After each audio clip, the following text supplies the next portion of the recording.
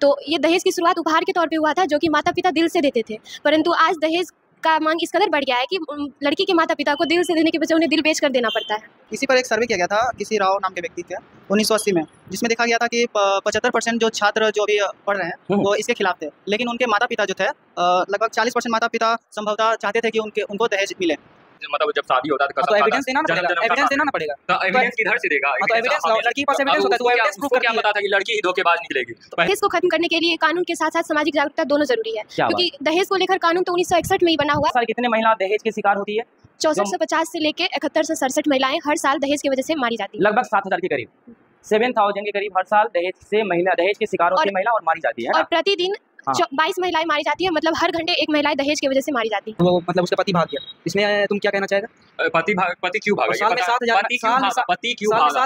पति क्यों भागा? और डॉरी लेना, पति क्यों भागा? अच्छा डॉरी लेना। हाँ, और इसने जो अभी कहा कि मतलब कि साइको होती है लड़की, वैसे तो लड़के भी साइको होते हैं और केस भी ज़्यादा लड़की सबका है, मतलब कि हर साल जो 7000 महिला सब जो मरती है, तो जब जो शादी होता है तो मतलब कि ट्रीटी साइन करना चाहिए। जब डॉरी ले रहे हो तो पूरा 100% सिक्योरिटी देना चाहिए कि मतलब कि हम सुरक्षा होना चाहिए, नहीं तो एलिमनी होना ही चाहिए, मतलब कि नहीं कर रहा है तो एलिमनी देना पड़ेगा। हेलो एवरीवन, आज हम लोग अपने दोस्तों के साथ दहेज प्रथा पर डिबेट करने वाले हैं। तो आज चलिए इतिहास की खिड़की खोलते हैं, वर्तमान की तस्वीर देखते हैं और फिर भविष्य के उस नक्शे पर कदम रखते हैं जहां दहेज का नामो निशान नहीं होगा। क्या बात है। तो मैं आपको बता दूं, मेरे यहाँ पे 2 बच्चों का ग्रुप है, ठीक है, एक गर्ल्स ग्रुप है, एक बॉयज़ ग्रुप है। आज हम लोग ये बच्चे को बीच में जो हमारे समाज में कोई सबसे बड़ी बुराई है, जो सोशल एविल बना हुआ है, इसका नाम दहेज है, ठीक है। और उस पर हम लोग अपने बच्चों का क्या कहना है, दहेज होना चाहिए या नहीं होना चाहिए, दहेज का क्या भविष्य है। तो आज ये छोटे बच्चों के साथ हम लोग बात करने वाले हैं दहेज को लेकर, ठीक है। सवाल है, इस सवाल के जवाब आज के युवा बच्चे क्या दे पाएंगे या नहीं दे पाएंगे, और इस दहेज का भविष्य क्या होगा, ये बच्चे आज डिसाइड करेंगे, ठीक है। तो सबसे पहले तो आप दोनों ग्रुप में से, गर्ल्स एंड बॉयज ग्रुप में से, सबसे पहले मैं आप लोगों से सवाल पूछने जा रहा हूँ। जिनको आंसर आए, ठीक है, प्लीज आप लोग अपना हाथ उठा देंगे, ठीक है, और आराम से आप माइक क्या कर देंगे, पास कर देंगे और आप लोग जवाब देंगे, ठीक है। सबसे पहला सवाल, दहेज क्या है तथा इसकी शुरुआत कैसे हुआ था, ठीक है। जिनको आए हाथ उठा दीजिए। ओके, बोलिए। दहेज एक प्राचीन काल से स्टार्ट हुआ था और ये एक अभी ट्रेडिशनल प्रैक्टिस बन गया है कि मैरिज में ब्राइड्स फैमिली, ग्रूम्स फैमिली को नेसेसिटीज़ के अकॉर्डिंग देते हैं, जैसे कैश हो गया, फर्नीचर हो गया, लैंड वगैरह वगैरह देते हैं ये सब। और ये इसी को एक प्रथा बना के मतलब मैरिज का नाम दे दिया गया है कि डॉरी होगा तो ही मैरिज होगा, इसी को डॉरी कहते हैं। क्या बात है, वेरी नाइस आंसर। चलो नेक्स्ट, आप ही लोग जवाब दो। क्या दहेज की शुरुआत लगभग कब हुआ था? ईसा पूर्व में हुआ था, ईस्वी में हुआ था? क्या है इसका एविडेंस, क्या है, कब शुरू हुआ था, किस काल में शुरू हुआ था, कोई ऐसा पीरियड, कोई ऐसा युग? आंसर दो। दहेज की शुरुआत प्राचीन भारत से देखा जाता है वैदिक काल में, जिसकी शुरुआत लगभग 1500 BC से 500 BC के बीच में देखा जाता है। जैसे कि एग्जाम्पल के तौर पे महाभारत काल में द्रौपदी के विवाह में दिया गया था। उदाहरण के लिए सोना, वस्त्र, नौकर इत्यादि दिए गए थे। यह धन स्वेच्छा से दिया जाता था बेटी के लिए।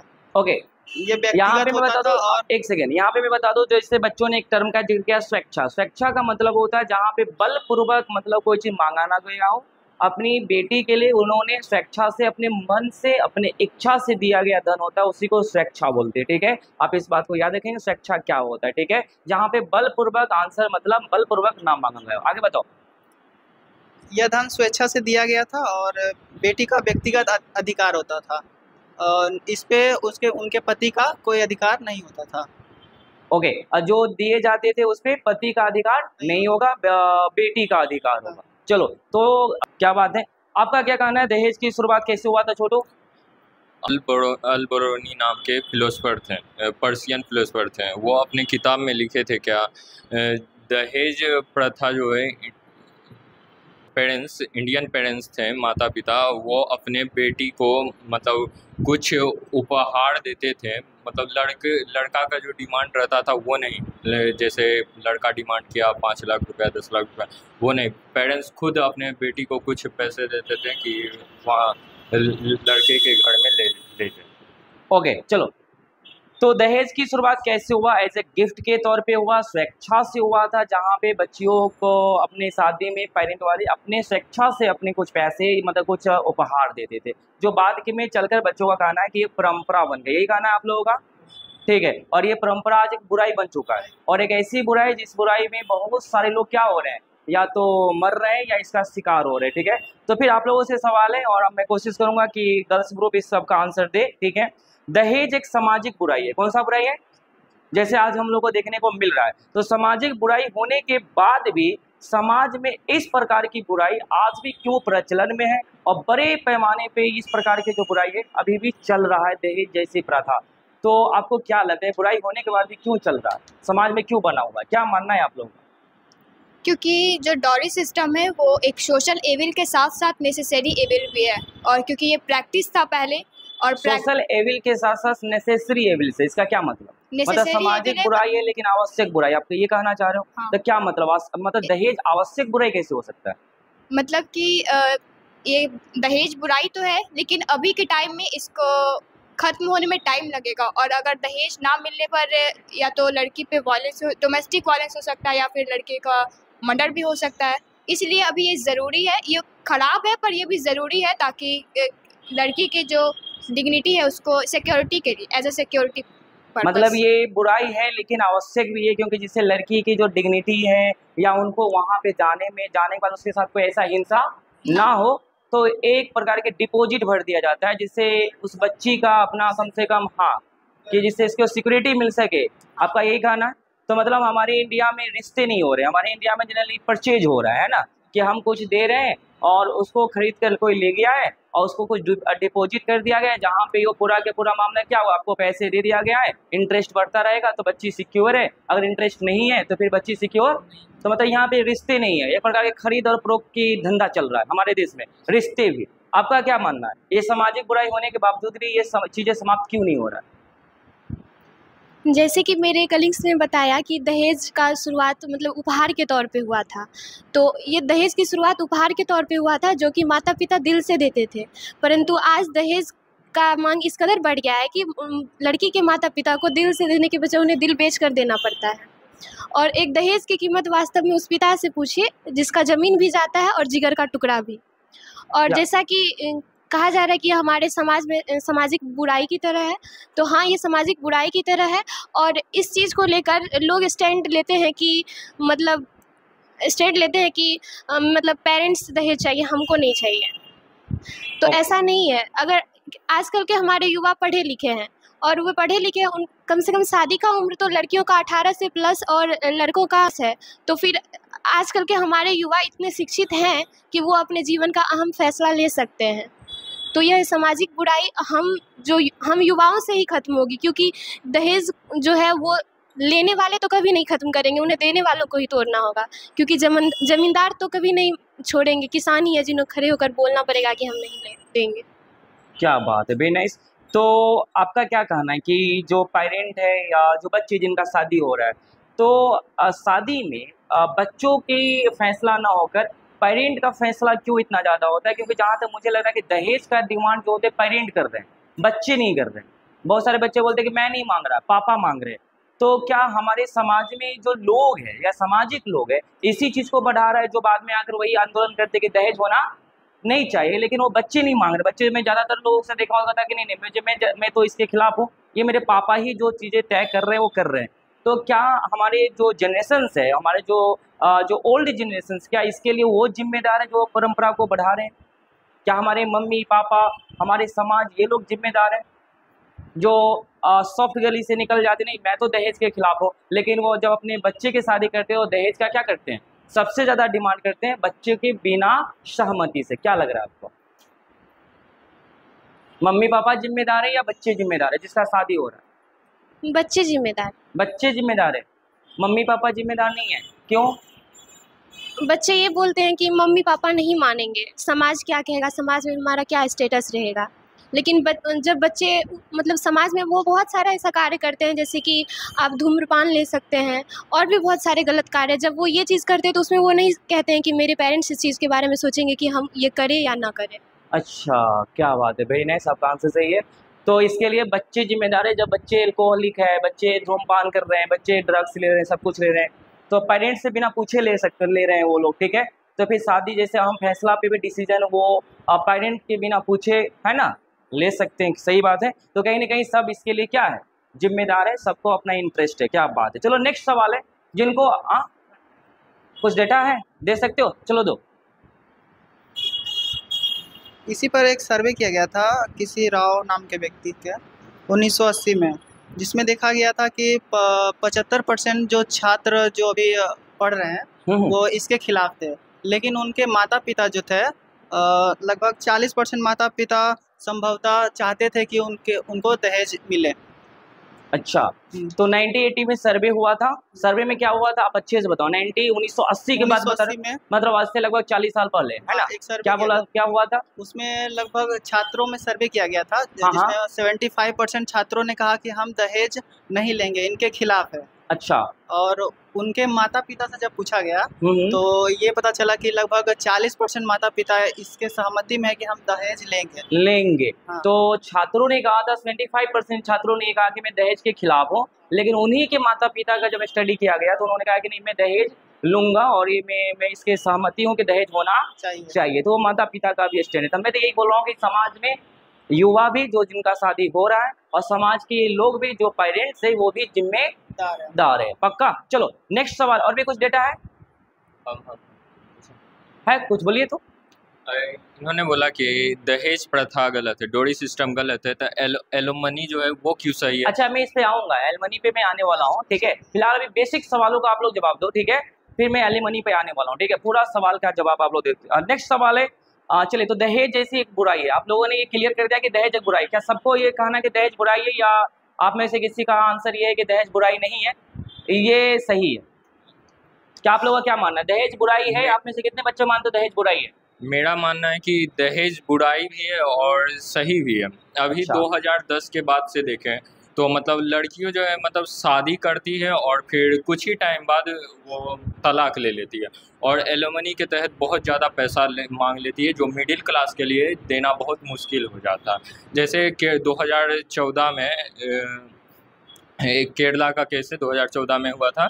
लड़की शादी होने के 7 दिन साथ रहा और फिर उसके बाद कोर्ट में पिटिशन कर दिया कि अब हमको इसके साथ नहीं रहना है और हमको 40 लाख रुपया एलुमनी के तौर पे चाहिए।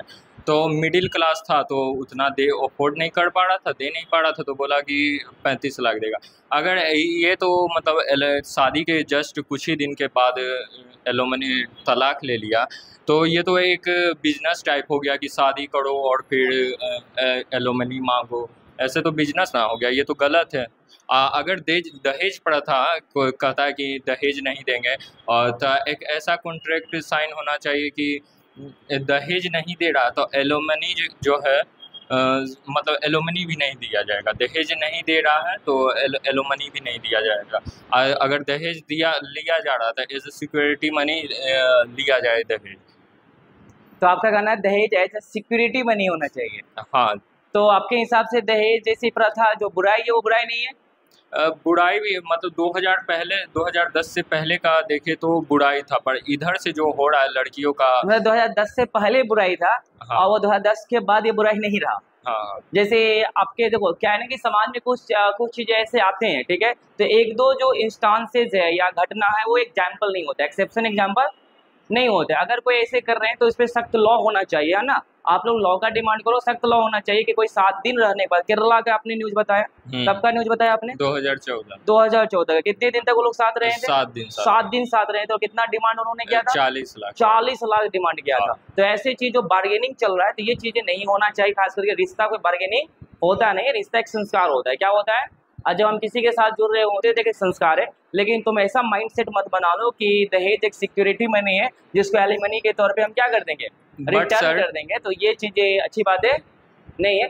लेकिन हाँ ठीक है, तुम्हारा बात भी सही है और इस पर हम लोग अभी इन डिटेल क्या करने वाले हैं, बात करना। और भी कुछ कहना बताओ, और भी कुछ?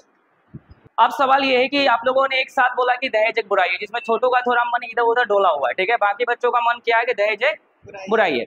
तो अगर इस प्रकार की दहेज अगर बुराई है तो क्या इस दहेज प्रथा को इस बुराई को क्या कानून के पजामा पहनाकर, लॉ का समझ में आ रहा है ना, क्या इस तरह के बुराई को समाप्त कर सकते हैं, या फिर सामाजिक जागरूकता से, या फिर दोनों से? कानून के पजामा भी मतलब कानून के डंडा भी, और साथ साथ समाज के जागरूकता से। क्या आप लोगों को लग रहा है, सिर्फ कानून से या सामाजिक जागरूकता से भी हम इस बुराई को समाप्त कर सकते हैं? कौन आंसर दे सकते हो, दीजिए।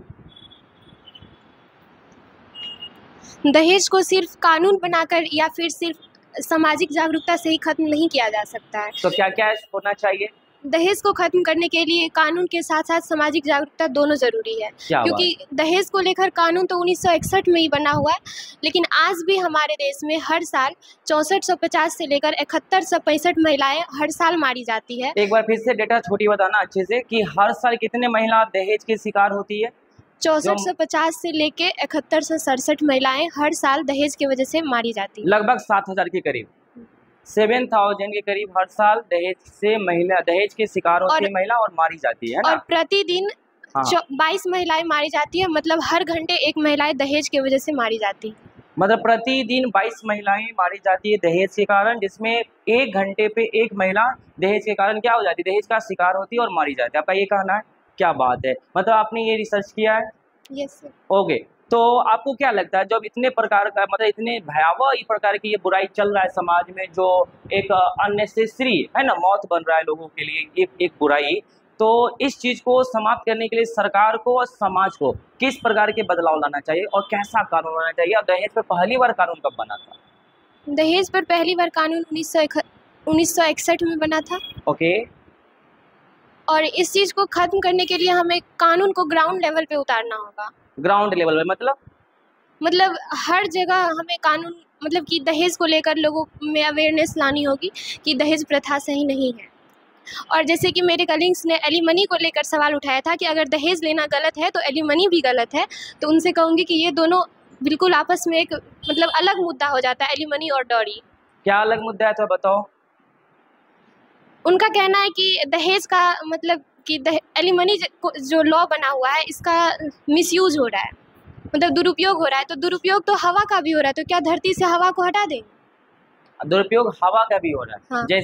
जैसे पोल्यूशन हो रहा है और एयर का बहुत सारे चीज़ में यूज़ हो रहा है, जिससे हमारा एयर पोल्यूट हो रहा है। अच्छा, हाँ हाँ। तो क्या हम धरती से हवा को हटा दें? नहीं, इससे तो लाइफ ही समाप्त हो जाएंगे। अच्छा, तो आपका कहना है कि एलिमनी जो है दूसरा मुद्दा है और दहेज क्या है? दूसरा मुद्दा है, ठीक है। हाँ चलो बोल सकते हो दो। चलिए, और भी कुछ बोलना है? हाँ बोलो बोलो, और भी कुछ बोलना है, बोलिए। एलिमनी को लेकर तर्क करना कानून का तौहीन और मजाक उड़ाना है, क्योंकि ये इस पे तर्क करना तर्क नहीं कुतर्क कहलाएगा। अच्छा, इस पे तर्क करना तर्क नहीं कुतर्क है, क्योंकि एक मजबूरी है तो एक ज़रूरत है। मजबूरी क्या है? दहेज मतलब कि दिया जाता है, वो मजबूर होके देता है पेरेंट्स, ताकि जो बेटी को वो नाजों से पाला होता है उसको कोई समस्या ना हो, लेकिन उसके बावजूद भी बेटी को एसिड और आग में चलना पड़ता है। अच्छा, और एलिमनी जरूरी है? हाँ, क्योंकि किसी भी महिला को आप बेबस और बेसहारा नहीं छोड़ सकते, ये मानवीय अपराध है, साथ ही कानूनन अपराध भी। अच्छा, तो फिर सवाल है कि जैसे अतुल सुभाष जैसे केस में आपने देखा होगा कि बहुत ज़्यादा एलिमनी का डिमांड करने के कारण बेचारे ने जब वो सुसाइड कर रहे थे, वो लाइव मतलब पूरा उनका वीडियो है, तो उसने कहा था कि मैं कोई ATM मशीन नहीं हूँ कि मैं कमाता रहूँ और आप इसमें मेरे को ATM मशीन के तरह ट्रीट करते रहो, पैसे निकालते रहो और आप सेटल भी नहीं करो, जिसके कारण बहुत सारे लोग शिकार हो रहे हैं। एलिमनी मतलब हाई डिमांड, जहाँ पे लोग इतना दे ही नहीं पाएगा। तो क्या ये आपको नहीं लग रहा है कि एक अननेसेसरी डिमांड समाज में बढ़ता जा रहा है? क्या एलिमनी जिसमें अतुल सुभाष जैसे लोग बहुत सारे शिकार हो रहे हैं, ऐसे बहुत सारे लोग होंगे? हमारे समाज में बहुत सारे एक्सेप्शन है, और कानून जो कोई भी कानून अगर पारित होती है तो वो मतलब बहुसंख्यक को लेकर पारित किया जाता है। अच्छा, तो क्या बहुसंख्यक को लेकर क्या हम किसी एक व्यक्ति के हक को बहुसंख्यक के हक के सामने तो उसके लिए ऐसा नहीं है कि आप एलिमनी को हटा देंगे, इसके लिए ये है कि आप केस में मतलब संशोधन कीजिए और मतलब लॉ में और वो लॉ लाइए। एलिमनी को हटा देना ये कतई सही तो नहीं। क्या अतुल सुभाष जैसे जो मामले हैं, बहुत सारे अतुल सुभाष होंगे, है ना, तो क्या इस तरीके से डिमांड एलिमनी का करना क्या ये गलत है या सही है? हाँ, महिला को आप छोड़ भी नहीं सकते क्योंकि वो फाइनेंशियली स्ट्रॉन्ग नहीं है, लेकिन क्या इस तरीके से किसी के सर पे बैठ जाना जिससे उसका लाइफ ही क्या हो जाए? क्योंकि यहाँ पे बात जीवन का है। तो क्या लग जब रहा है? एलिमनी के डिमांड में लड़कों का डेथ हो रहा है तो इस पे सवाल उठाया जा रहा है। हर रोज जो हर घंटे एक एक महिला का डेथ होता है उसका नहीं, ये हम लोग लड़के और हम लोग जेंडर न्यूट्रल बात करेंगे। हाँ, क्या तो करेंगे? वो गलत हाँ। है, उसको लेकर कानून में संशोधन होना चाहिए। हम लोग जेंडर न्यूट्रल, हम लोग ये नहीं कर रहे हैं कि एक लड़के के कारण और जो हर घंटे भी लड़की मर रही है वो भी बिल्कुल होना नहीं चाहिए। और ना कोई एलिमनी के प्रेशर में दबकर कोई पुरुष का भी क्या होना चाहिए। क्या कहना है छोटू तुम्हारा? जैसे बोला, हवा को हटाया नहीं जा सकता पर कंट्रोल तो किया जा सकता है। जैसे 7 लाख 7 दिन रहा है, 40 लाख रुपया मांगा है। इस मतलब वो अपना ज़िंदगी भर का कमाई आधा उसको दे रहा है। और जैसे देखें जेफ बेजोस, जो उनका जब डाइवोर्स हुआ तो 38 बिलियन डिमांड किया, 38,000 करोड़ इंडियन रुपीस में। पूरा 25% वो मतलब शेयर ले ली और वो मतलब अपना ज़िंदगी भर का कमाई उसको दे दिए। तो ये तो गलत है ना। वो इतना मेहनत से कमाया है और फिर दहेज भी नहीं लेगा और जब एलिमनी का टाइम आएगा तो पूरा उसका बिजनेस ही ले लेगा, पूरा ज़िंदगी भर का कमाई। तो ये तो गलत है। अगर ये कंट्रोल हटाया नहीं जा सकता बट कंट्रोल तो किया जा सकता है ना। क्या बात। तलाक हुआ जिसमें अरबों मांगा गया, कुछ और एग्जांपल दे सकते हो? वो तो जैसे मैंने जेफ बेजोस का बोला, वो तो बाहरी देश है।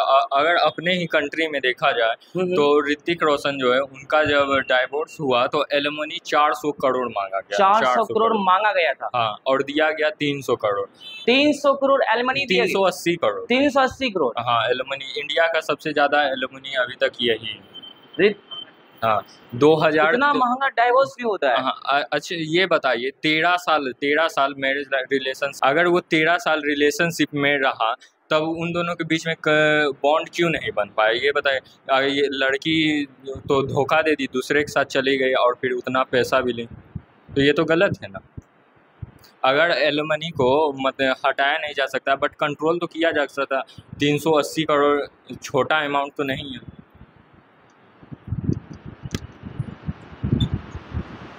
उन लोगों के बीच मतलब कि रिश्ता क्यों नहीं मजबूत हो सका, ये तो उनका आपसी मामला है।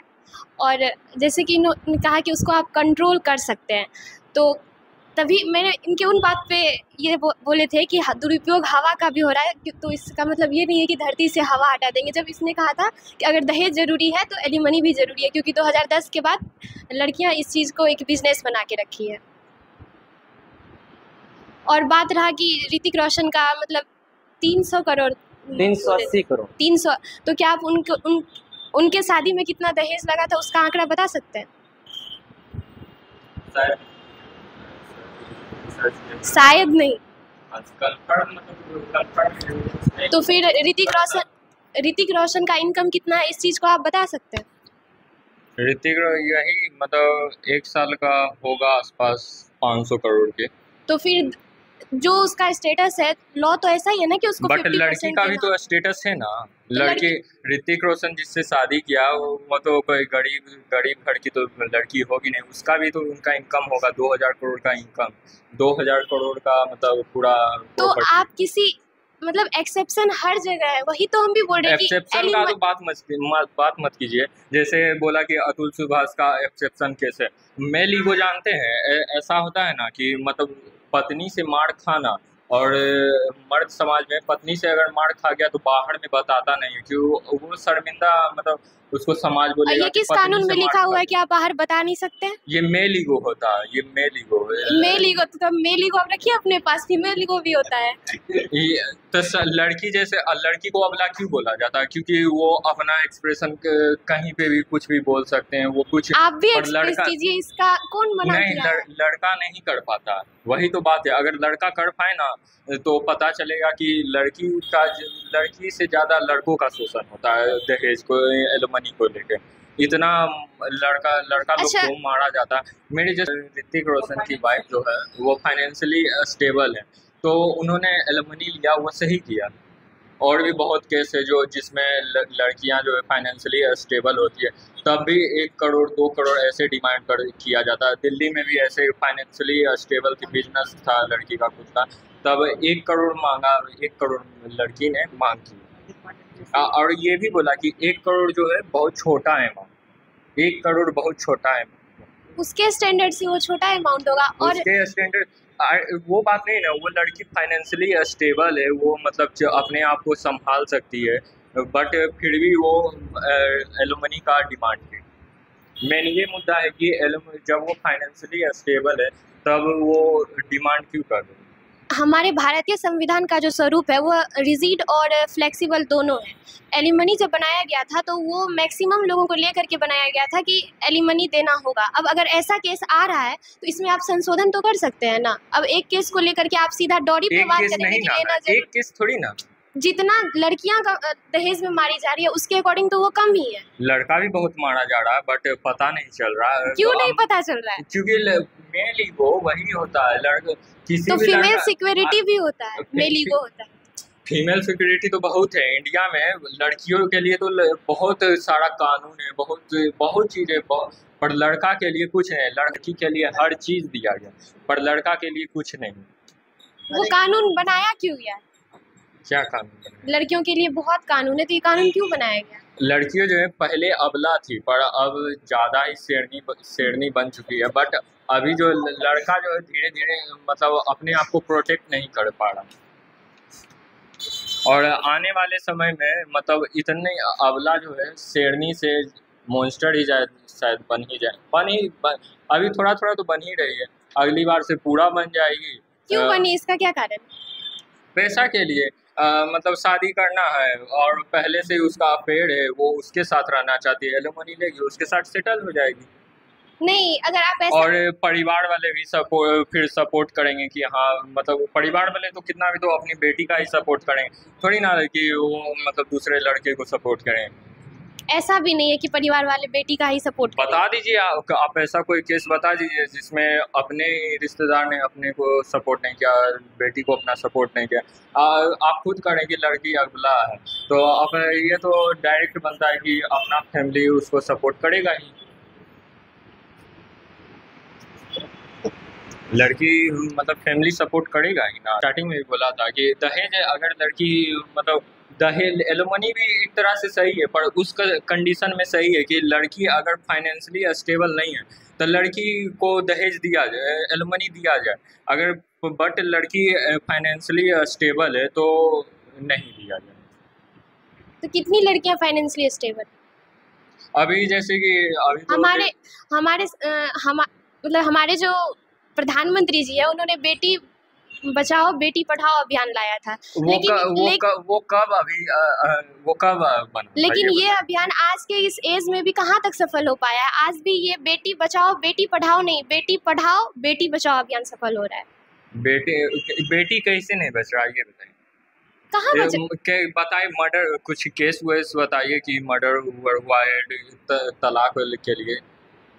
इतना सारा रेप होता है, इतना रेप का तो बात अलग चला गया। हम और दूसरा आज भी हमारे अगर बेटी पैदा होती है तो आज भी हमारे गांव में, अगर जो गांव जैसा एरिया है वहाँ जाइए तो वहाँ पे उसके पेरेंट्स अगर गवर्नमेंट जॉब में नहीं है या फिर ऐसा कुछ होता है मतलब कि उनका अगर इनकम ज़्यादा नहीं है तो उनको एक मतलब उनके लिए एक तरह से बोझ हो जाती है।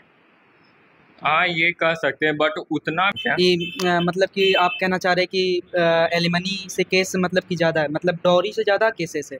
हर अभी इन्होंने कहा कि हर दिन 20 से 21 महिला मर रही है और इस साल में 7000 महिला मर रही है, तो इससे ज़्यादा तो केस डॉरी का है केस है। और यही केस अभी देखिए पंजाब में रिसेंटली हुआ था, लुधियाना में हुआ था।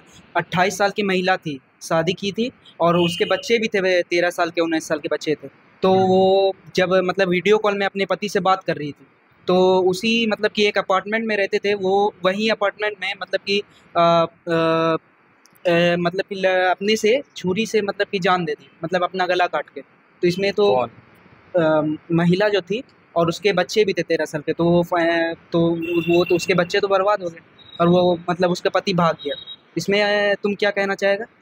पति क्यों भागा? साल में 7000 पति क्यों भागा? 7000 महिला पति क्यों भागा? और डॉरी लेना, पति क्यों भागा? अच्छा डॉरी लेना, सुनो ना, डॉरी लेना, डॉरी जो ले रहा है और डॉरी जो ले रहा है और माता पिता का जो फाइनेंशियल स्टेबिलिटी जो जा रहा है, फाइनेंशियल स्टेबिलिटी जो जा रहा है, क्या फाइनेंशियल स्टेबिलिटी जो जा रहा है, माता पिता का फाइनेंशियल स्टेबिलिटी जो जा रहा है। हाँ, तो और लड़का का जा रहा है जो हाँ? लड़का का उससे जो ज्यादा केसेस एलिमनी महिला है का ना है। डायरेक्ट बड़े बड़े केस क्या देखा जाएगा, ज्यादा केसेस किसका देखा जाएगा, महिला का ज्यादा केसेस है ना, तो अरे तो फोकस ज्यादा किस पे जाएगा, लड़का का जो है ना केस नहीं दिखाया जाता, लड़का का फोकस किसके ज्यादा, फोकस किस पे जाएगा, महिला पे ही जाएगा ना। तो बट उसके लड़का माता पिता का फाइनेंशियल पूरा लड़का पूंजी का चला अभी गया के dowry टाइम में में, ज्यादा पूरा शोषण हो रहा पूंजी है, चला लड़का गया का और ज्यादा जो करा है एलिमनी नहीं होना चाहिए।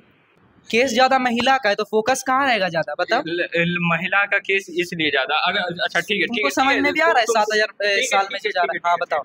तुम खुद लड़का, अगर तुमको मतलब मान लो इन फ्यूचर तुम्हारी गर्लफ्रेंड बनती है या तुम्हारी वाइफ तुमको मारती है, तो तुम समाज में जाके बोलेगा कि अब मेरी वाइफ हमको मारती है, शोषण मेरा करती है, ये बोलेगा जाके समाज। और जब मतलब कि किसका, महिला का बोल रहा है, महिला, अच्छा हर केस वैसा नहीं होता है। अब तुम हर केस वैसा होता है, लड़का जो है समाज में नहीं आता, और डॉरी में लड़का को लड़की को इतना ज्यादा मतलब प्रीफर दिया जाता है, इतना ज्यादा सिक्योरिटी दिया जाता है। अगर लड़की कुछ लड़का कुछ किया भी नहीं हो और लड़की झूठा एग्जाम दे दे कि ये मतलब लड़की ने किया, लड़का ने किया है, नहीं टॉपिक से अलग नहीं, टॉपिक रिलेटेड है, टॉपिक रिलेटेड है, अच्छा ठीक है, टॉपिक से अलग बोल रहा है। अगर लड़की मतलब शादीशुदा है और लड़की झूठा केस कर देती है कि हमको पति मारता है, और तब क्या होगा, झूठा केस कर देती है, यही बनना है। अब बोलेगा एविडेंस प्रूफ करो, एविडेंस किधर से प्रूफ करेगा, वो मतलब जब शादी होता है तो कसम तो एविडेंस देना ना पड़ेगा, एविडेंस देना ना पड़ेगा, तो एविडेंस किधर से देगा, तो एविडेंस लाओ, लड़की के पास एविडेंस होता है तो वो एविडेंस प्रूफ करती है। क्या पता था कि लड़की ही धोखेबाज निकलेगी, तो पहले से ही अफेयर 50 गो चल रहा है, लड़की के पास एविडेंस होता है इसीलिए प्रूफ करती है वो। एविडेंस नहीं होता, बिना एविडेंस के बता रहे हैं, लड़की अगर कह दे मेडिकल रिपोर्ट हम नहीं सबमिट करेंगे, मेडिकल हम चेकअप नहीं कराना चाहते, तो नहीं किया जाएगा लॉ के हिसाब से, इस पे बोलते हैं लॉ के हिसाब से मेडिकल चेकअप नहीं किया जाएगा, लड़का को दोषी ठहरा जाएगा, और लड़की भी प्रूफ नहीं देगी तब भी चलेगा। और लड़की को क्या है, मारपीट का तो आराम से हो जाएगा, और वो तो अपने आप को भी मार सकती है, छोड़ी चाकू कुछ भी मार सकती है, थोड़ा सा कट लगा दी, हो गया बात। जैसा कि तुम बोला कि अब मान लो कि तुम्हारी पत्नी तुमको मार रही है तो कितना केसेस है, हम अपना कॉपी निकालो नहीं कॉपी लाइए तो हम डायरेक्ट ही बताते हैं, गूगल पे सर्च मारिए ऋतिक रोशन, जेफ बेजोस, करिश्मा कपूर, और जैसे तुम्हारा कहना था ना कि मान लो कि तुमको अगर तुम्हारी पत्नी पीट रही है या फिर कुछ भी करी तो क्या तुम किसी से बोल पाएगा, वहाँ तुम्हारा मेल ईगो आता है। मेल ईगो क्यों आता है, क्योंकि बचपन से ही लड़कों के समझाया जाता है कि लड़का जो है रो नहीं सकता है सबके सामने, बचपन से ही बोला जाता है। ये किस किताब में लिखा हुआ है कि लड़का रो नहीं सकता? और ये ऐसा सोसाइटी ही बना दिया गया है ना, ये ऐसा सोसाइटी ही बना गया। और ये भी बना, किस किताब में लिखा गया कि लड़की शादी के बाद अलग हो जाए, करोड़ों रुपया दहेज में मांगे, और ये भी बना दिया गया है क्या कि तुम अपने आप को 25 लाख 30 लाख में बेच दो और तुम कहोगे कि मैं तुम्हारे साथ तभी रहूंगी जब तुम पैसा दोगी। नहीं आप गलत बोल रहे हैं, हम बोले क्या एज ए सिक्योरिटी मनी, अगर ऐसा हो लड़की के ही अकाउंट में वो पैसा रहेगा, मतलब लड़की के ही अकाउंट में पैसा वो रहेगा, और वो एलुमनी मतलब डाइवोर्स लेती है तो वो पैसा उसी के ही पास रहेगा, लड़का के पास नहीं रहेगा, समझे? बोलिए। ये नहीं तो बोला था कि लड़की अबला होती है, वीडियो के पीछे बैक होता है, इस चीज का हम जिक्र नहीं किया, अबला होती है बट कमजोर होती है, आपका मतलब वही था वहाँ। कमजोर नहीं चलो छोटी तुम ये बताओ, छोटी ने अभी एक डेटा शेयर की थी, तुमने जो बोला कि सर दहेज छोटे, उन्होंने भी इस पे एक बात उठाया, ठीक है? एक सेकंड माइक दो छोटी, चलो ठीक है, तो मैं अभी 2 मिनट ये तुम दोनों के फाइट पे मैं बात ही कर लेता हूँ, ठीक है? छोटी एक डेटा शेयर की थी, पर डे कितने महिला मर रही पर घंटे छोटी दहेज के शिकार हो रही है? हर घंटे एक महिला, और अगर एक दिन में ऑन एवरेज 22 और एक साल में 7,000 मामले। छोटू ने ये कहा कि सबसे ज़्यादा मामले किसके आ रहे हैं, मतलब आप यहाँ पे देख पा रहे हो, एक साल में 7,000 महिलाएं दहेज की शिकार हो रही, ठीक है? और यहाँ पे दहेज एलिमनी कितने पुरुषों को मिल रहा है? 1-2 हो गए ऐसे केस या जोड़कर 10-12 होगा, तो क्या 7,000 मामले को क्या तुम 10-12 केस से क्या तुम तुलना कर दोगे? होगा, ठीक है? 1 घंटा के इस वीडियो के समय में आप समझो इस बात को, 1 घंटा जैसे अभी पूरेगा, एक बच्ची की क्या हो जाएगी, वो दहेज की शिकार हो गया, उसका मौत हो जाएगा, ठीक है? तो क्या किसी की मौत की तुलना किसी के पैसे से आप करने जा रहे हो, एलिमनी से? कितने को एलिमनी मिल रहा है? क्या सभी रिश्ते टूट ही रहे हैं? आपको पता है कि इंडिया और ओवरऑल में कितने डिवोर्स आ रहा है? क्या पता है कि हर रिश्ते डिवोर्स की ओर ही जा रहा है? ये जरूरी है? सर ये तो अप्रोक्स नहीं पता कि कितना हर घंटे मतलब हर दिन कितना तो अभी तो रिश्ता डेटा आपको शेयर डेटा तो अभी शेयर की थी ना। पूरा बात सुनिए ना, हर घंटे कितना रिश्ता टूट रहा है, डिवोर्स हो रहा है। उसका भी डेटा है छोटी कि जो खास करके जो पर डे कितने डिवोर्स फाइल हो रहा है और कितने शादियां हो रहा है, कुछ आपके पास डेटा है इसको लेकर के? हर साल हमारे देश में 10 मिलियन शादियां होती है, जिसमें से 36,500 मतलब दहेज का केस जाता है कोर्ट में। ओके, और जब 10 मिलियन शादी होता है 10 मिलियन और 36,500 केस दहेज के मामले, 10 मिलियन इक्वल टू 1 करोड़ शादी होता है हर साल, जिसमें 36,000 डिवोर्स के मामले होते हैं। चलिए और बताइए। और जब पीक मैरिज का टाइम होता है उस टाइम पर डे 30,000 शादियां होती है और उसमें से 100 केस जाता है डिवोर्स का। ओके, कहना है आपका। एक सेकंड मैं थोड़ा ये कर देता हूँ कि अगर प्री मतलब जो मैरिज का समय आता है, जिस समय मैरिज का मौसम आता है, शादी का मौसम के समय में पर डे कितना शादी होता है? 30,000 शादी होता है। और डिवोर्स कितना जाता है? 100। मतलब 30,000 शादी है तो डिवोर्स के मामले कितने जा रहे हैं? 100 जा रहे हैं। और जरूरी नहीं कि हर डिवोर्स के मामले में सबको डिवोर्स होगा, बहुत पहले सेटल किया जाता है कि आप दोनों अच्छे से रहिए, जब मामला नहीं हो पाता है, तब सेटल नहीं हो पाता है, तब डिवोर्स होता है। यही है ये जो लॉ का प्रावधान है, तो सेटल की बात होता है। और बताओ कुछ। और जैसे कि उसका कहना था कि मतलब लड़की मतलब एलिमनी को लेकर के खासकर मतलब डिवोर्स लेती है, तो ऐसा नहीं है। इस चीज़ में लड़की के साथ भी मेंटली टॉर्चर किया जाता है, जिस वजह से लड़कियां भी डिवोर्स लेती है। ओके, तो डेटा समझ में आ गया कि पर डे जो छोटू लड़कियों का जो दहेज की शिकार हो रही पर घंटे 1 और 1 साल में 7,000 के अप्रॉक्स है और एक दिन में 22 के करीब है। ठीक है, ये बात समझ में आ गया। हमारे इंडिया में 1 साल में 10 मिलियन शादी हो रहा है, जिसमें से 36,000 के करीब डिवोर्स के मामले जा रहे हैं। जरूरी नहीं कि हर मामले में आपको एलिमनी देना पड़े, हर मामले में जरूरी नहीं कि सेपरेशन ही हो जाता हो, बहुत सारे मामले सेटल भी हो जाते हैं कानून के द्वारा। कुछ ऐसे मामले आते होंगे, तो क्या कुछ मामलों को लेकर के क्या ये एक मौत जो एक दिन में 22 मौतें हो रहा है, क्या इसका हम तुलना कर सकते हैं? पैसे और 22 मौत एक दिन का, इस पे क्या कहना है? सर लड़का जो है ना वो मतलब स्ट्रॉन्ग होता है, वो सुसाइड नहीं कर सकता क्योंकि वो जानता है अगर पूरा पहले बात सुनो। ओके, लड़का पे पूरा रिस्पॉन्सिबिलिटी होता है, उसके माता पिता भाई बहन सबका जो उसी को संभालना होता है। अगर वो सुसाइड कर लेगा तो वो मतलब कैसे घर अपना चला पाएगा, वो छोड़ कर चला जाएगा, उसके परिवार पूरा बिखर जाएगा। और जो एलिमनी वो लड़का है। अच्छा एक सेकंड सुनो, बहुत सारे मैंने ऐसे परिवार देखा है, बहुत सारे परिवार में सच्ची बता रहा हूँ, जहाँ पे महिला भी घर को चला रही, जरूरी नहीं कि सिर्फ पुरुष से चला रहे। मैंने देखा है 2-3 मैं घर में बता दूँ जहाँ पे महिला प्रॉपर काम करती है और उसके पति नाम अल्कोहल पीकर बाहर में, जानते ही हो गाँव समाज में बहुत सारे ऐसे महिला प्रॉपर काम करती है और अपने बच्चों को भी पालती है, स्कूल भी भेजती है। कैसे तुम कर सकते हो कि सिर्फ पुरुष ही? हाँ पुरुष है, मेजोरिटी है कि पुरुष हैंडल करते हैं। और दूसरी बात है कि पुरुष सर रोता नहीं है, या तो ये बातें तो सामाजिक ये अपब्रिंगिंग के समाज ने उसको कैसे पाला है ना, ये मैटर अलग है। मैटर हम लोग का है कि दहेज और एलिमनी और दहेज के फ्यूचर मतलब फ्यूचर्स क्या होने वाला है, ठीक है। और दहेज एक बुराई, ठीक है ना।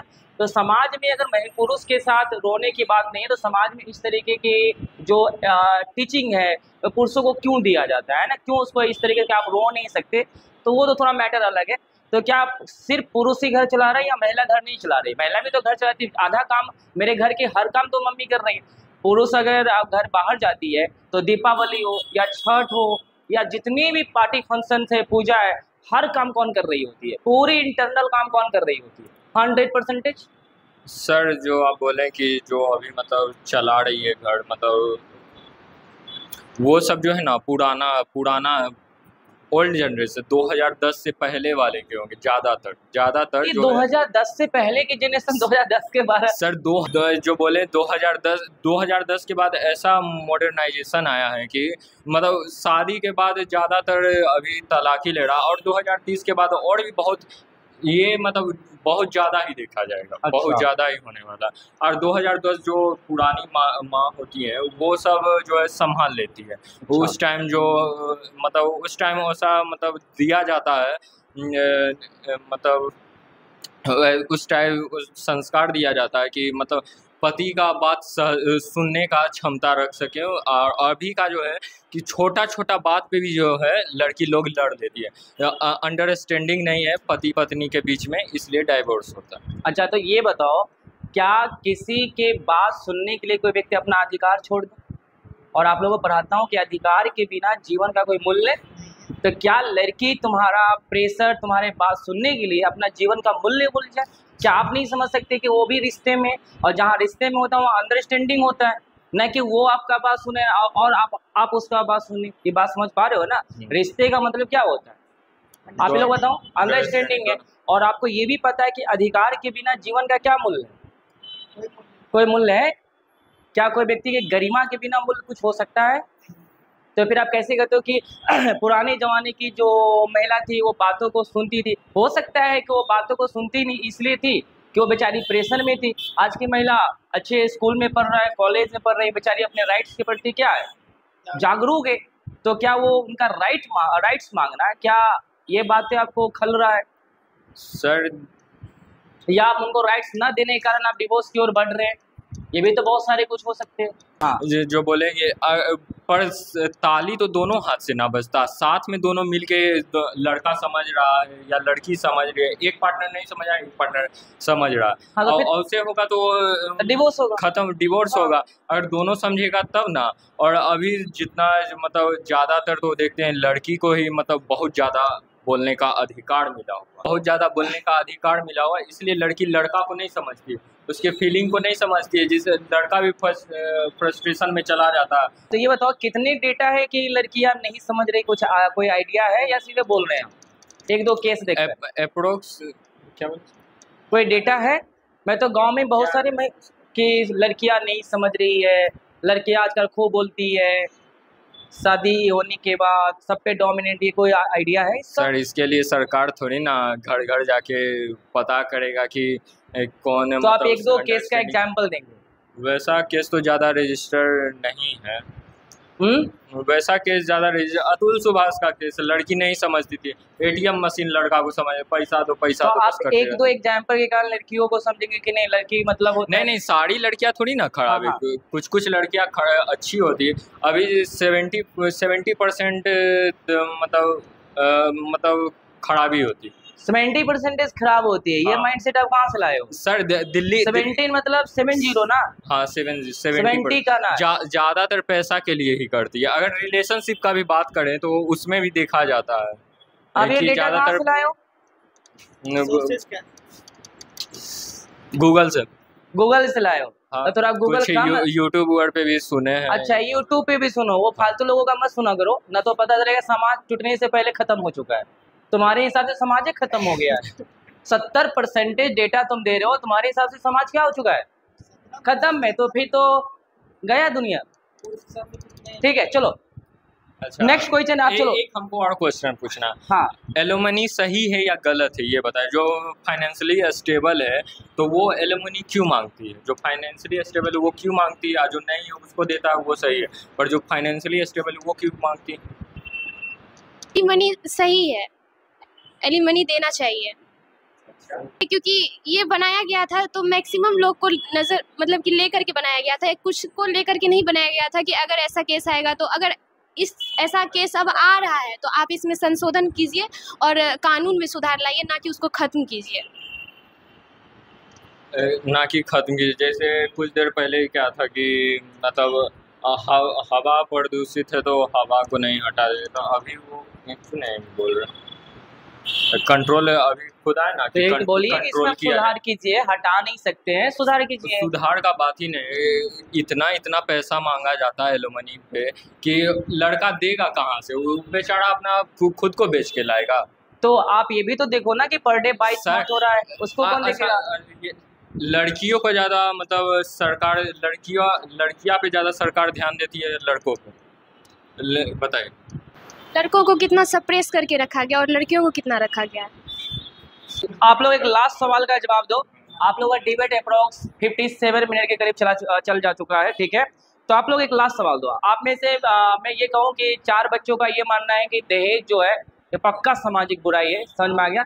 छोटू जो है एम्बिग्यूटी में एम्बिग्यूटी का अर्थ होता है कि ना में कंफर्म हो कि दहेज बुराई है, ना में एलिमनी के सपोर्ट में। क्या तुम्हारा मानना है, अभी भी तुम्हारा क्या मानना है, दहेज बुराई है या दहेज मतलब दहेज नहीं लेना, लड़की अगर दहेज नहीं देना चाहिए, एज ए कॉन्ट्रैक्ट साइन होना चाहिए कि अगर इन फ्यूचर लड़की का कोई अफेयर निकलता है या लड़की फाइनेंशियल स्टेबल है तो लड़की को एलिमनी नहीं दिया जाएगा। ओके, आपका ये कहना है, ठीक है। बाकी दहेज को लेकर आपका क्या सोच है, ये बुराई है या नहीं? बस दहेज मतलब गलत भी है और सही भी है। तो आप कौन से पक्ष के साथ ज्यादा हो? हम दोनों पक्ष से। तो मैं इसी के लिए टर्म आता है सर इन फ्यूचर, अगर इन फ्यूचर देखा जाए तो लड़की का बात शादी के बाद में ही पता चलता है कि अफेयर है, वो नहीं रहना चाहिए, किसी और के साथ रहना चाहिए, इन फ्यूचर ही ना पता चलता। ठीक है, वो मैटर अलग है ना, ये बातें अलग है। लेकिन आपका इस पे क्या मानना है, क्या राय है कि दहेज को लेकर आपका क्या मानना है, क्या आप ये इसे बुराई मानते हो या नहीं? हम दोनों मानते हैं, हम दोनों मानते हैं। मतलब आप एम्बिग्यूटो में हो, मतलब 50-50% की, तो ये भी है ये भी है। तो थोड़ा ये और थोड़ा छोटो, अगर या तो लड़की ऐसा भरोसा दिला दे कि अगर या फ्यूचर में वो कभी अलग नहीं हो सकते हैं इन फ्यूचर। ये अब ये तो किसी को नहीं पता ना कौन कब कहाँ तक साथ। हाँ, तो फिर दहेज लेना भी सही है और नहीं भी लेना सही है, दोनों बात पे हम रखेंगे। नहीं, दहेज लेना भी सही है, दहेज नहीं भी लेना सही। चलो ठीक है, तो इस पे आप एम्बिग्यूटी। बाकी बच्चों को मानना है कि दहेज क्या है, बुराई है। और आप में किसी को सोच पे ये नहीं होना चाहिए कि आप इस पे डोमिनेंट हो जाओ, ये बच्चा का अपना मीन्स है, ठीक है। तो चलो मैं नेक्स्ट सवाल है और लास्ट सवाल है, मैं पूछूं? तो देखो, दहेज एक सामाजिक बुराई है जो आप लोगों का मानना है, वो मैक्सिमम का मानना है, ठीक है। छोटू का मानना 50% बुराई है और 50% क्या है, सिक्योरिटी ये है, ठीक है, इसका मानना है। आप लोग ऐसा नहीं कि इसको बेचारा को टॉर्चर करना शुरू कर देना, माइनॉरिटीज में टॉर्चर कर देगा, ठीक है। तो आप लोगों का ये कहना है कि मतलब चलो, तो क्या लग रहा है कि सामाजिक जो बुराई है दहेज, उसका भविष्य क्या होने वाला है? क्योंकि आगे चलकर आप ही लोग का शादी होगा और आप लोग भी ये सामाजिक बंधन में बंधोगे, हो सकता है कि आपको मांगना पड़े या आपको देना पड़े, ठीक है, जेंडर के आधार पर। ये बात तो पता ही है कि दहेज एक जेंडर परंपरा भी है, ठीक है। तो क्या लग रहा है कि दहेज का भविष्य क्या होगा, इस सामाजिक बुराई का क्या भविष्य है, क्या आगे होने वाला है? और दूसरी बात मैं ये भी बता दूं, समाज में ये कहा जाता है कि जो एडुकेशन सिस्टम होता है, जिसको बोलते हैं ना शिक्षा प्रणाली, कि अगर आप एडुकेटेड हो तो एडुकेशन किसी भी बीमारी को एक तरह से जड़ से क्या करता है, उखाड़ फेंकता है। लेकिन हमारे देश में जहाँ तक देखा गया कि जितने लोग एडुकेटेड होते जा रहे हैं और जितने बड़े बड़े पोस्ट पे जा रहे हैं, चाहे वो IAS हो चाहे वो IPS हो, वो ऐसे बुराई को और ज़्यादा क्या कर रहा है, स्ट्रांगली इन्फोर्स कर रहा है, जड़ से मजबूती से उसको लागू कर रहा है। IAS IPS का जो दहेज का ग्राफ है वो करोड़ों में चला जाता है, कहाँ जाता है?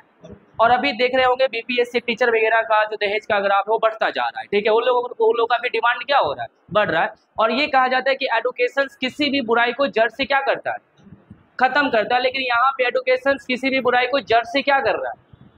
तो क्या सोच रहे हो कि आगे का भविष्य दहेज का क्या होगा, क्या समाप्त होगा या आप लोग भी ऐसे भविष्य का शिकार होने वाले हो? क्या मानना है आप लोगों का? एक एक करके सब इसमें अपना आंसर देना सर। ठीक है, फ्यूचर में तो समाप्त तो होगा ही, बट लड़कों को भी मेरा कहना है कि लड़कों को भी, लड़के के लिए भी कुछ लो आना चाहिए जो उसे राइट्स मिल सके।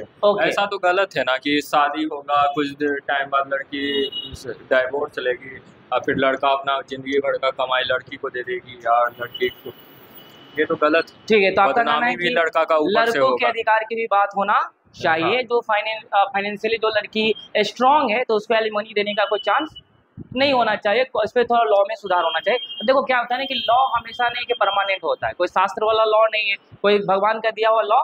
तो अगर ऐसा होगा धीरे धीरे ये चीज़ें सुधार की ओर बढ़ेगा, डिमांड होगी तो बढ़ेगा कि जो लड़की फाइनेंशियली क्या है, बहुत स्ट्रांग है, बहुत ज़्यादा, समझ में आ गया, तो हो सकता है कि बाद में ये डेटा देखा जाएगा, उसका फाइनेंस और बैंक अकाउंट देखा जाएगा, तो एलिमनी उनको देना नहीं पड़ेगा। जहाँ पे पता चलेगा फाइनेंशियली क्या है, वीक है, तो वहाँ पे मैटर सॉल्व होता है कि किस तरीके से सेटल किया जाए। तुम्हारा क्या कहना छोटू, दहेज जैसी बुराई का भविष्य क्या है?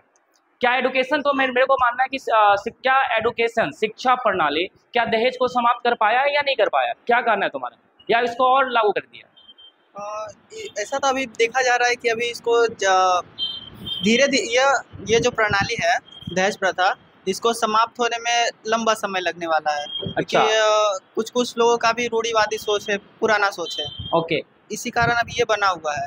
लेकिन हम भारत के नागरिक होने के नाते इस बुराइयों को समाप्त करने की कोशिश करना चाहिए। क्योंकि दहेज के उज्जवल चेहरे पर काला धब्बा है, लेकिन इसे बुजुर्गों द्वारा खत्म नहीं किया जा सकता। इसे हम भावी पीढ़ियों को खत्म करना पड़ेगा। मतलब आप लोग तो आपका क्या मानना है कि आगे का जो भविष्य है, क्या सोच रहे हो आप लोग? क्या आप लोग दहेज मांगोगे या इस चीज को आप लोग अपोज करोगे? क्या करना? हम तो इसके सख्त खिलाफ है। अब आप इसके सख्त खिलाफ है। हाँ। तो बस जैसे आज आप इस चैनल पे बोल रहे हो, ठीक है, ये तो मेरा इन फ्यूचर आप अपने घर में स्टैंड भी लेंगे और इवन अगर आपके पापा डिमांड करे किसी से आपके सक्सेस के बाद, जहाँ पे बेटा के सक्सेस होने के बाद जो पापा कॉलर खड़ा करके हमारे बिहार जैसे ये क्या बोलते हो, ये जो राज्य है या यूपी जैसे जो राज्य है जहाँ पे फ्यूडल स्टेट में जो पापा कॉलर खड़ा करके कि अब तो मैं मोच पे ताव देकर, ठीक है, मेरा तो बेटा इसरो में काम कर रहा है और प्लेन उड़ाएगा, सीधा रॉकेट उड़ाएगा चांद तक, इसलिए मुझे दहेज चाहिए आसमान तक, ठीक है।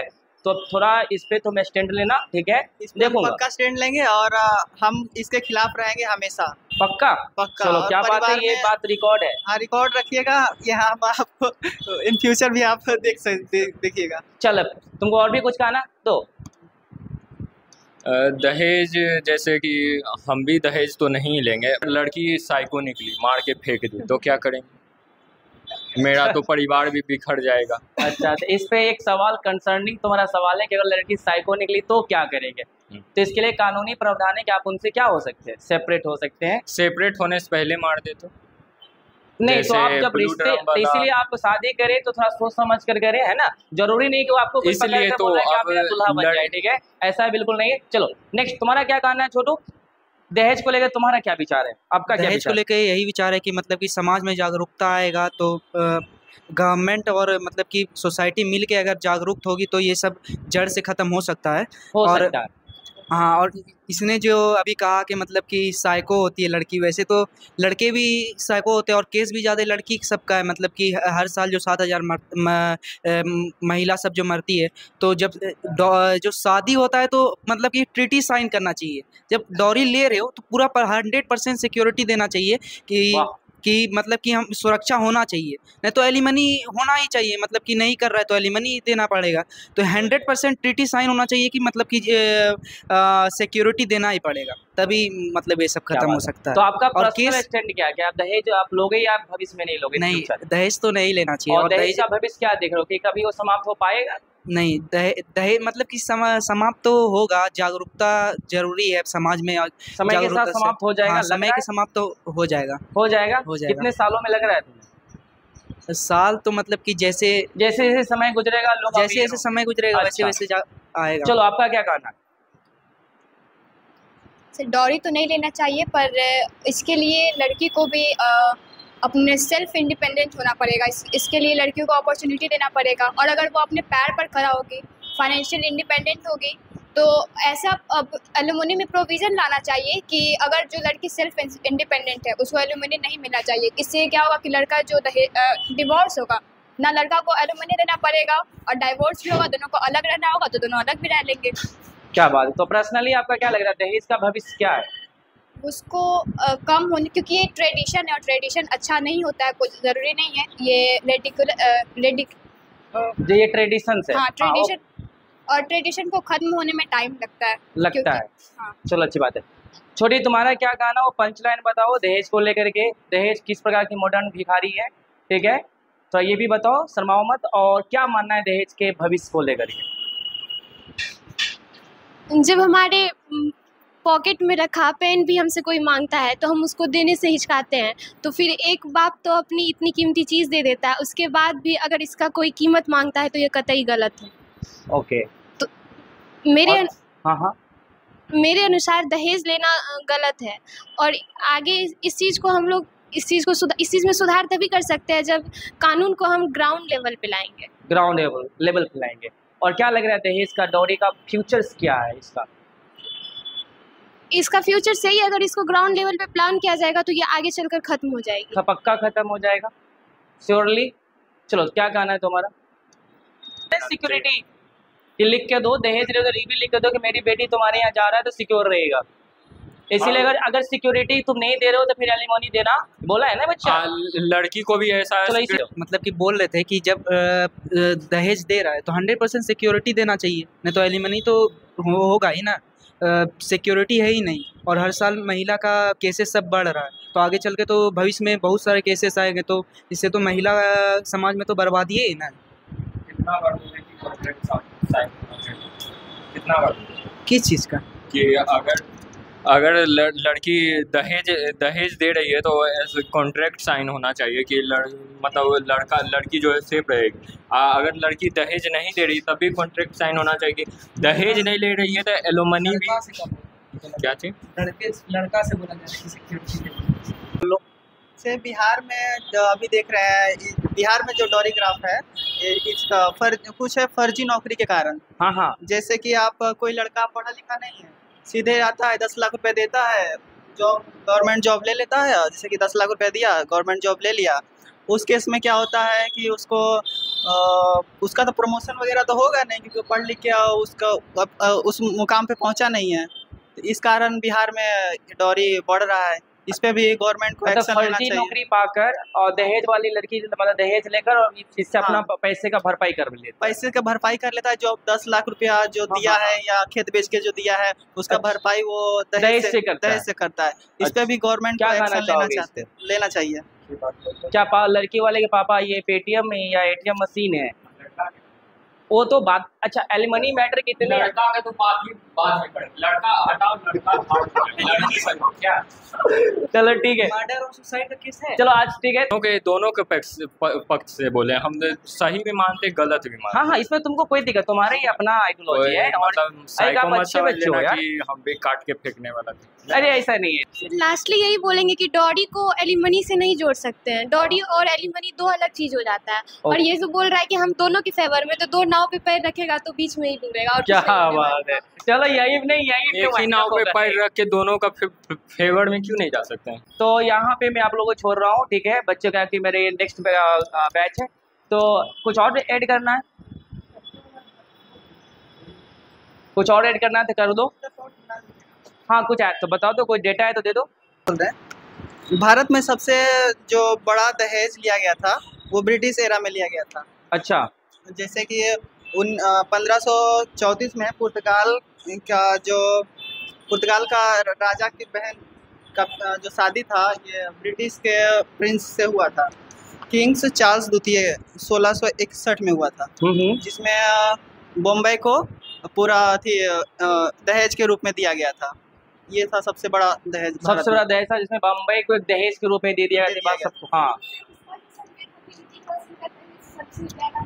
वो मॉडर्न, ये मॉडर्न इंडिया का था, ये मतलब मॉडर्न मतलब इंडिपेंडेंट इंडिया का, और ये इंडिपेंडेंट इंडिया का पहले का जिसमें मुंबई दिया गया। तो ठीक है, और भी कुछ डेटा है? बोलते हैं हाँ, जैसे ये बोला कि बम्बई को पूरा दहेज में दे दिया गया था, बट उस टाइम तो राजशाही तंत्र था, वो मतलब ऐसा नियम ही था कि ये दे दिया जाता था कि लड़का राजा जुटता है तो उसका साम्राज्य बड़ा होना चाहिए, ना कि छोटा होना चाहिए।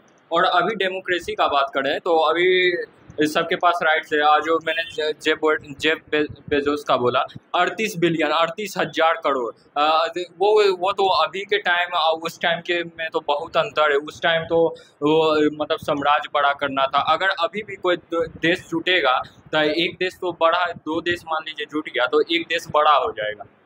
तो वैसे ही उस टाइम था, और अभी के टाइम में 38,000 करोड़ तो छोटा अमाउंट थोड़ी ना है। हो गया। इंडिया में सबसे बड़ा अभी के टाइम में कितना बड़ा दहेज मिला है, मतलब एलिमनी? 400 करोड़ पिटिशन किया गया था, 380 करोड़ दिया गया, डिमांड किया गया था 400। हाँ। किसने दिया था? ऋतिक रोशन ने। तो ठीक है, तो इसका पार्ट 2 और हाँ। मतलब लीगल मतलब डोरी मतलब सही तो नहीं है, मतलब गलत ही है, पर लीगल दिखाया जाता है कि डोरी सबसे ज़्यादा 12 करोड़ दिया गया था। लीगल दिखाया था सबसे ज़्यादा 12 करोड़ राजस्थान में। हाँ। लीगली 12 करोड़ है, लेकिन ऐसे उससे ज़्यादा भी हो सकता है, बट क्योंकि ब्लैक मनी। तो ठीक है, तो इसका नेक्स्ट पार्ट जो आएगा सैटरडे को, अगले सैटरडे को आएगा, लेकिन फर्स्ट पार्ट ठीक है ये मैं आज शाम में अपलोड कर दूंगा। ठीक है, ये मेरे बच्चों के क्या दहेज को लेकर क्या कहना और इसका भविष्य क्या होने वाला है। लेकिन इतना मान लेना, एडुकेशन से दहेज समाप्त, क्योंकि एडुकेशन किसी भी चीज़ का सत्य मतलब वो क्या करता है, विनाश करता है बुराई को, लेकिन एडुकेशन विनाश नहीं कर रहा है बुराई को। समझ में आ गया? तो नेक्स्ट डे हम लोग मिलेंगे। आज के लिए यहीं तक, all the best, good day, take care. ठीक है, चलो।